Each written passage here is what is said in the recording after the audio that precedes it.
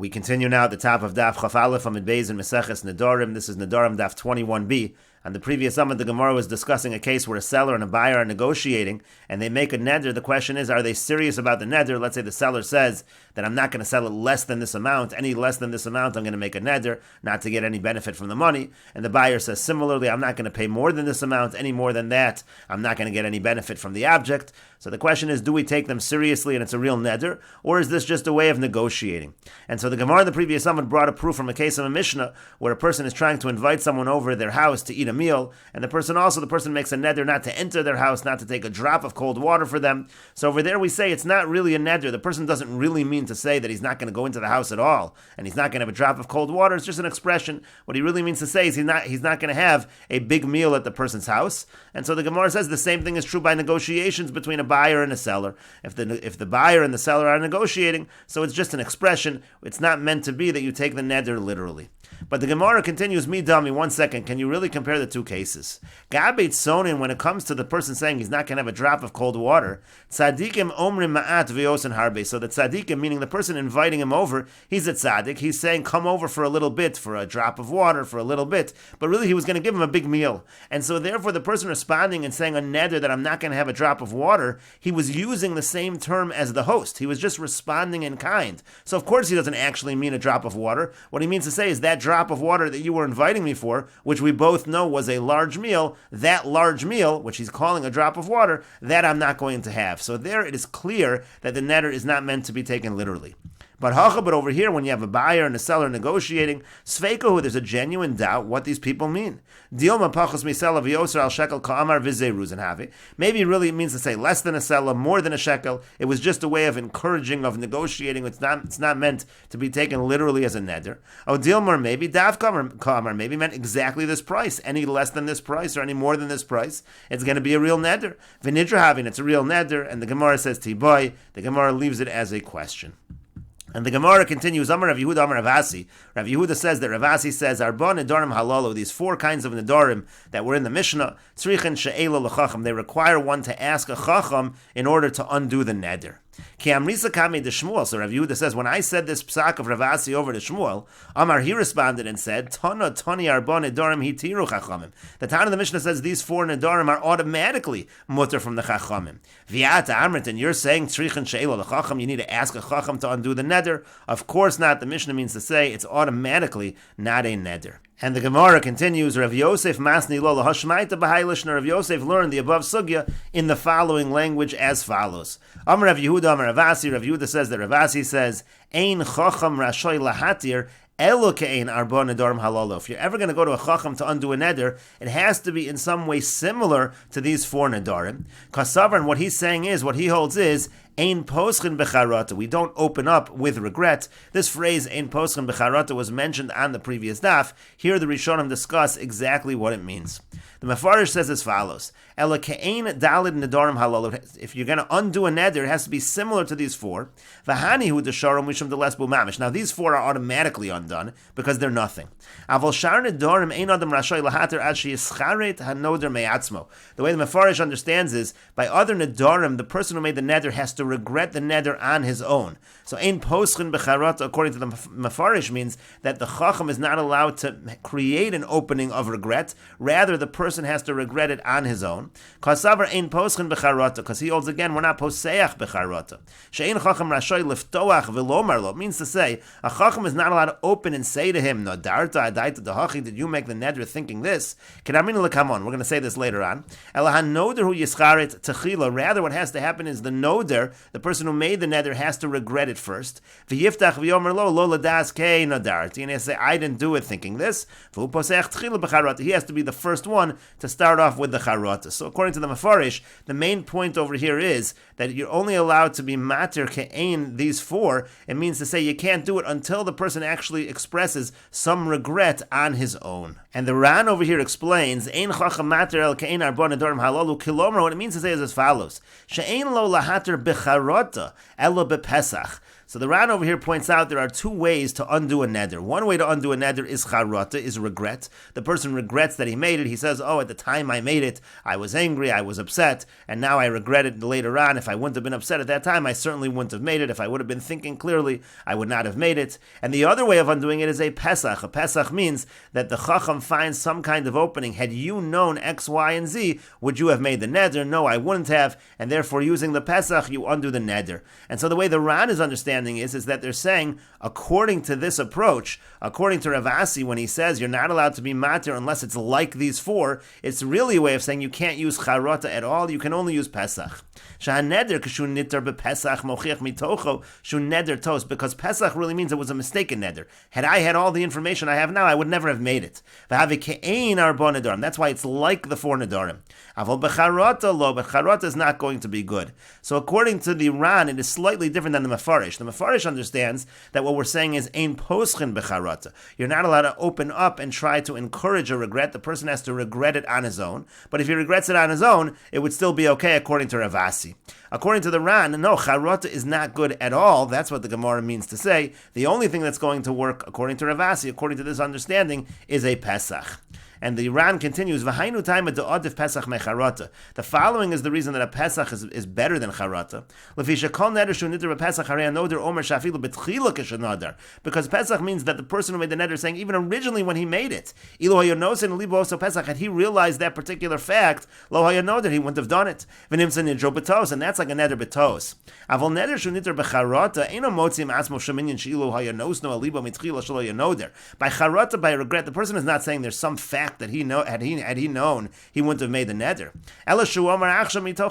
So now he's just saying, I was angry back then, that's why I made the neder. Had I not been angry, I wouldn't have made it, but there was no fact that would have changed my mind. It was just my state of mind. Now I regret that I ever made the neder. So again, according to the Mefarish, the main point over here is that you're not allowed to do charata unless the person does it on his own. You can't be poseach becharata. And according to the Ran, there is no charata at all. According to Rav Asi, the only thing you can use to undo a neder is a pesach. And the Gemara continues, Ahu da'asa l'kami de Rav Huna. There was an individual who came before Rav Huna. Amar le Rav Huna said to him, Libcha Allah, was your heart upon you? Amar le lo, he said no. V'shari, and through that he permitted the neder. And the Mefarish here understands, Amar le libach halach kilomar omer atal das rishona sheritzon chadayin ba'os neder. Do you still want the neder, or do you regret it? Amar le lo, he said back to him, no, kilomar mischaret, and he said very simply, I regret the neder. Alma kasavar poschen becharata. The way the Mefarish understands is, you see from this, you see that according to Rav Huna, we're poseach becharata. In other words, the dayan said to the individual, Rav Huna said to the individual, do you regret it? He gave him that opening of regret, and the person said, yes, I do regret it, and therefore he can undo the neder. And the Ran over here says, Amar leilo, kilomar shalom mitoch yishav hadas nadarti betchila. Same basic idea. He responded, I didn't have yishav hadas, I regret it. Well, afikach ani mischaret kinsha nadarti me'olam mishamachi sharia. He said, I regret it, and therefore it's permitted. Now the Ran adds over here, umiu dafka becharata demei kare. He says it's important that the charata be originally that there was a charata. Ki ai gavna. In other words, it has to be a situation where the person says, back then I did it in the wrong state of mind. Had I been in a different state of mind, then I would not have done it. The regret has to be meikara. But let's say he says, no, back then there was nothing going on, but right now I regret it. Now I've changed my mind. Lo, that would not work. Even according to one who says poschen b'charata, that's what the Ran is pointing out. It always has to be a charata d'meikara. It can't be enough that you just regret it right now. And here the Ran says, because if you don't say that, what's this idea of poschen, that we create the opening of regret? To mashma de bezdin poschen, it sounds like the bezdin is doing something to get him to say the regret. For Rav Huna, if you're allowed to just regret it right now, what does Rav Huna even need to get involved? Of course he regrets it right now. Since he's asking to undo it, he's obviously mischarit right now. He regrets it presently. From now forward. Why would he even ask him libach halach? Obviously, the way the Ran understands is charata dehasha doesn't work. Charata specifically means that there was a regret originally. When you originally made it, had you been in a different state of mind, you wouldn't have. The dayan, Rav Huna is asking him, was there a charata at the original time that you would have regretted it had you been in a different state of mind. Uchid defarishas, as I explained. And so here you see the difference also in terms of how you understand poschin becharata. According to the Ran, poschin becharata really means to say that the dayan has to engage with the person to make sure that it's a charata d'mei ikara. That's what it means. It really just means you're using charata. Poschin becharata means you're using charata, but the dayan has to get involved and make sure it was mei ikara, it was original charata. And according to the Mefarish, no, it's much more simple. Charata simply means regret. Poschin means that the dayan is the one who gets involved and gets him to state that he regrets it, and he's not simply stating that on his own. And the Gemara continues, Ahuda asal akame de Rabba bar Rav Huna. There was an individual who came before Rabba bar Rav Huna. Amar Lei said to him, Ilu hayu asar b'nei adam she'efaisucha bo sasha. If there were 10 people around at the time you made the neder, and they appeased you, they calmed you down, mina darta, would you have made such a neder? Amar Lei lo, he said, no, I wouldn't have made it in that situation, v'hitiro, and then he allowed it.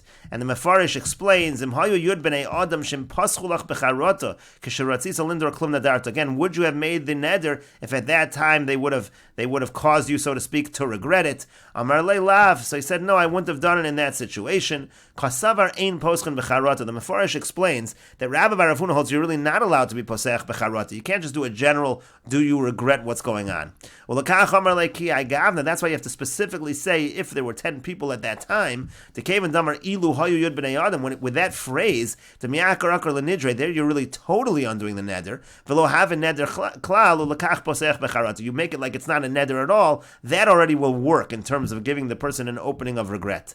But without this added kind of approach, you can't just be poseach becharata. You can't simply say, do you regret the neder, and undo the neder in that fashion. And the Gemara continues, Tanya, we learned in a Brisa, Rabbi Yehuda Omer, Rabbi Yehuda says, Omrim lo la'adam, what we say to the person is, Leiv zeh alecha, is your heart upon you, Imamar lav, and if he says, no, that my heart's not upon me, so matir no, so then you allow it. Rabbi Yishmael Rabbi Yossi Omer, Rabbi Yishmael Rabbi Yossi says, Mishum Aviv, in the name of his father, Omrim lo la'adam, what we say to the person is, Ilu hayu asar b'nei adam she'efaisucha bo sasha, if there were 10 people who would have appeased you at that time, Mina dart, would you have made the neder, Imamar lav, and again, if he says no, matir no, so then we permit it. And the Gemara continues, Ahuda asal akame de Ravasi, there was an individual who came before Ravasi. Amar lei, he said to him, Ravasi said to him, Kedu tois, he said, are you bothered by the neder that you made? Do you regret it? Amar lei said to him, Lo, am I not bothered? Of course I'm bothered, of course I regret it. Veshari, and he permitted it. There was an individual who came before Rebbe Lazar. Amar lei bois nadri, he said, did you want to make that neder? Amar lei said to him, Ilu lo margazin li, if they hadn't angered me, lo binim klum, I wouldn't have wanted that neder at all.